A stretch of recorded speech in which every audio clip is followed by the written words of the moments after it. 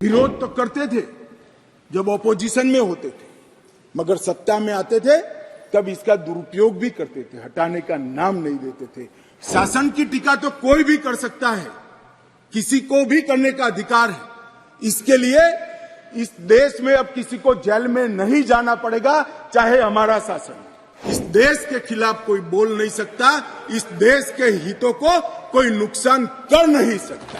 इस देश के झंडे, इस देश की सीमाएं, इस देश के संसाधनों के साथ अगर कोई खिलवाड़ करेगा तो निश्चित रूप से उसको जेल में जाना चाहिए। मान्यवर, अंग्रेजों ने बनाया हुआ राजद्रोह का कानून, जिसके तहत तिलक महाराज, महात्मा गांधी, सरदार वल्लभ भाई पटेल, ढेर सारे हमारे आजादी के स्वतंत्र सेनानी, बड़े बड़े हमारे नायक सालों के सालों 6-6 साल तक जेल में रहे।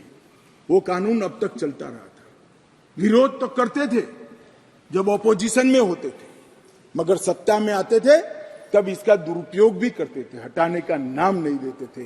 पहली बार नरेंद्र मोदी जी ने ऐतिहासिक निर्णय किया है कि राजद्रोह की धारा 124 को पूर्णतया समाप्त, इसको हटाने का काम किया। अभी ओवैसी साहब हंस रहे हैं। ओवैसी साहब, मैं भी थोड़ा साइकोलॉजी पढ़ा हूं, विज्ञान का विद्यार्थी हूं। फिर इनके मन में है कि आपने बदल कर रख दिया। मान्यवर, मैं कहना चाहता हूं, हमने राजद्रोह की जगह देशद्रोह की स्थिति रखी। अब ये देश आजाद हो चुका है, लोकतांत्रिक देश है। शासन की टीका तो कोई भी कर सकता है, किसी को भी करने का अधिकार है। इसके लिए इस देश में अब किसी को जेल में नहीं जाना पड़ेगा, चाहे हमारा शासन। मैं फर्क समझाता रहा हूं, जो बड़े कटाक्षमय तरीके से ओवैसी साहब हंस रहे इसलिए। मगर इस देश के खिलाफ कोई बोल नहीं सकता, इस देश के हितों को कोई नुकसान कर नहीं सकता। इस देश के झंडे, इस देश की सीमाएं, इस देश के संसाधनों के साथ अगर कोई खिलवाड़ करेगा तो निश्चित रूप से उसको जेल में जाना, और जेल में जाना चाहिए। मानिए, ये हमारी सरकार का थ्रस्ट है।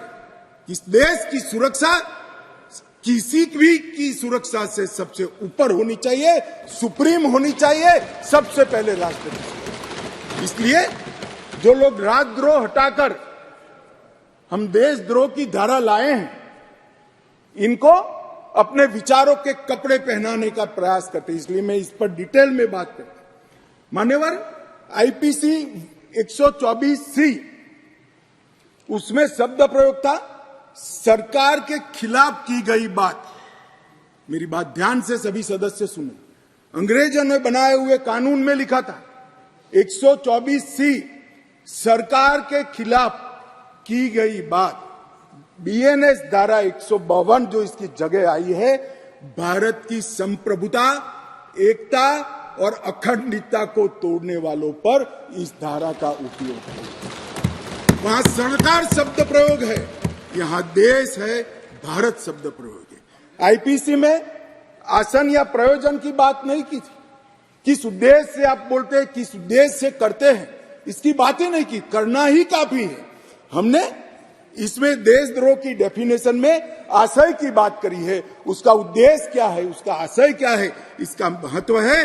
अगर उद्देश्य देशद्रोह का है तो इसको कठोर से कठोर दंड मिलना चाहिए, और उद्देश्य अगर शासन का विरोध करना है तो उसको दंड नहीं मिलना चाहिए। उसको वाणी स्वतंत्रता का अधिकार है। अब घृणा और अवमानना, शासन की अवमानना, शासन की घृणा करना, तिरस्कार करना, इसको हटाकर हमने शब्द प्रयोग क्या किया है, सशस्त्र विद्रोह, विध्वंसक गतिविधियां और अलगाववादी गतिविधियां शब्द प्रयोग।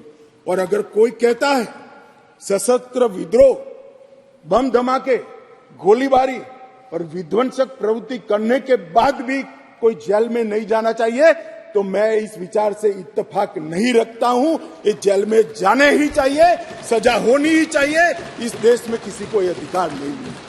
मान्यवर, मैं इसलिए कहता हूं कि कुछ लोग ये नए इनिशिएटिव को अपना कलर देने का प्रयास कर रहे हैं, मगर आपका कलर, आपकी सोच आपके विचार, आपकी नजर, आपको मुबारक हो। हम तो संविधान की स्पिरिट को लेकर आगे चलने वाले लोग हैं।